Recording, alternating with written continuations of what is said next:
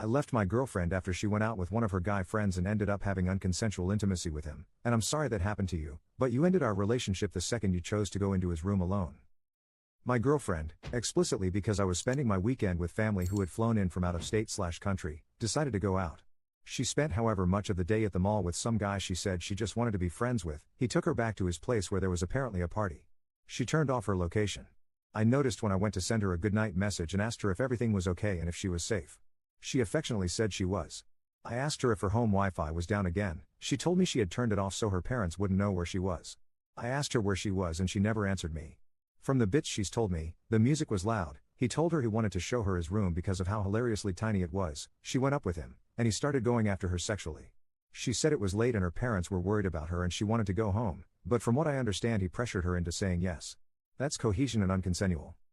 I got a message that morning telling me she had cheated but her friends told her it was just unconsensual. I messaged her, drew her hugging geese, told her I wanted to make sure she was okay and call. I offered to drive over. She told me she was with her good friend, different guy obviously, and spending the day with him. I kept messaging, worried about her, to no response, until I stopped to not pressure her. I barely got through work that day, and got myself drunk, first time properly sloshed, that night to stop worrying when trying to be with family I only had a day with between months or years. She called me when I was drunk and asked me to come over, offered to Uber me over, told me she needed me. I told her I was drunk and couldn't be there. I had also promised my family members not to talk to her if they let me at the hard whiskey. She called me and I was apparently asking too many questions and told me to just spend the next day with family. The next day while I was with family, she begged me to come over. By that point I was already talking to family, including my sister, who was abused, including traumatized by her ex, trying to understand. They all told me she breached my trust. In all fairness, they're biased because they feel she's abusive. In a previous post, all responses told me I was being abused, if they believed the story at all. I broke up with her then, but she told me she needed me to sit next to her that night or she wouldn't be able to finish her take-home midterm. She aced it while I worked right next to her. We talked and cuddled and I thought things would improve, and some aspects definitely did. My sister told me breaking up with her then comforting her would just lead me back into the cycle and hurt her too. And I thought through all the stories I had hidden from them and my friends of how she did me wrong, and I yelled at them that they were wrong, and I just slid down onto the ground, and wrote this message. You did not deserve to have that happen to you. What he did was awful and it is never your fault. But, name, you went up to his room alone with him after you two spent however much of the day together. You made fun of me for how oblivious I was at the start, but even I would have caught that. You didn't tell him about me because you didn't want to ruin his opinion by being too complicated. You can say my boyfriend is worried about me without explaining our entire relationship. You could make it clear you were taken, but you didn't when you have actively complained to me about how men often only befriend women for smashing. And again, none of that excuses it and I am so sorry that happened to you. But that doesn't change that you cheated on me, not physically but emotionally. My family doesn't know so many of the other cheating adjacent things either. And so many friends are telling me the exact same thing. When you called me I melted at your voice and forgot it all. But our relationship died when you walked into that room. It should have died when you refused full exclusivity, and it should have died when you kissed that guy on our break. If I go over there now I will be betraying my sister, and other relatives, when I promised so many times I wouldn't leave her again. And besides, there's nothing I as your ex can possibly do to genuinely support you right now, especially with how shattered my trust is. I'm sorry I made a promise to you I couldn't keep. You were right. Your trauma is valid, and if you need to, please talk to a professional at the hotline. Thank you for the lessons, the fun, your amazing cooking, and the geese, and Poodle X relationship code word meaning 100% sincerely, wish you the very best. Goodbye. I don't think we should stay in contact, even though it burns me inside to say this. I'll send you your stuff, including replacement Tupperware, and I'll figure out with someone to grab my stuff too. Commenter. Jesus Christ, that was too much. I dumped her in my mind when you said she was hanging out with some other guy and turned her location off. Update. I thought that was a lot when it happened, but it went insane afterwards. So, I ended up spending the day with family, and that night, I went to my cousin's grandmother's 79th birthday. She and her husband were basically surrogate grandparents to me. That section of the family was always close, so they were almost grandparents to me. Her husband threw this massive party, seemingly out of nowhere. That was the night I wrote the original post. 2 days later, his heart stopped. I was already a mess, between trying to process what happened with my ex, wanting answers and closure, and also dealing with a flat tire. Then he was in the hospital with guaranteed brain damage, and then he was dead. I basically collapsed the first week after the post, skipping all my university classes, and only going to work. I attended his vigil every night after he was taken off life support at the end of the week. He was brain dead, but my family wanted to keep him alive until relatives from out of town could get back. During this time, my ex got around my block, messaging me on Steam, which I forgot to block her on. She said she just wanted to tell me the full story, and recounted her story of it in extreme detail. She explicitly avoided telling me any information about the affair, lest I discover who it was.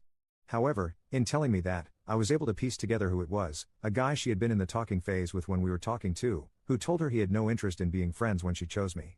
Months before this incident, she had called a break, went on a date and kissed him. I should have left her then, but through guilt and promises, and what I later learned was a trauma bond built through abuse, I took her back.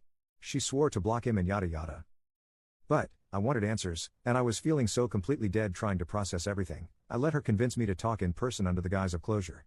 She cried, and begged, and promised and pleaded. I sat there, like a rock, for hours, tried walking out several times, but she withheld information, while dripping it to me just quickly enough to make it feel like progress. Over the next week, I uncovered the story. She had been seeing him in secret for the month before. She claimed it was all platonic. She put incredibly effort into seeing him. She talked bad about me too. But what really gets me is that she took the train into my city, where he lived too, greeted him at the station, never wanted me to pick her up from her city anymore, 80 miles away, then shamed me for never picking her up, and painting herself as sacrificing for me by taking the train, when she was meeting her affair at the station. I worked when the train pulled in. It was her spring break, so she was back in town for a week. She love-bombed me for that whole time, presented herself as a safe harbor in the emotional storm she caused. I was 3 weeks behind on my classwork by then, and I was only able to be productive around her, so I stayed there to stay afloat, falling into her hoover. But, then I saw her promises be broken, I saw the mask begin to slip, and I started collecting my stuff so she could not keep it hostage. I began mentally preparing to leave. Then the emotional abuse started again, the devaluation, the gaslighting, but I tried a few times to present myself, only to be emotionally attacked for a week.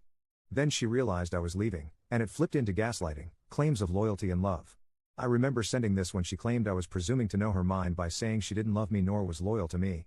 I'm not a mind reader, but, if your brand of loyalty involves betrayal and cheating repeatedly, I don't want that loyalty. I ended up aggregating every letter I never sent her into a 43-page document. I read through it all, and I did what she never could. I listened to my younger self, I felt his pain, I became the person he had needed for 7 months, someone who could truly listen. I supported him, I proved to myself that I could love myself, and that I was enough. That was what gave me closure, myself, not her. Closure never comes from another person, only from you. Then I cut contact, more thoroughly that time. NC will be a month in 3 days.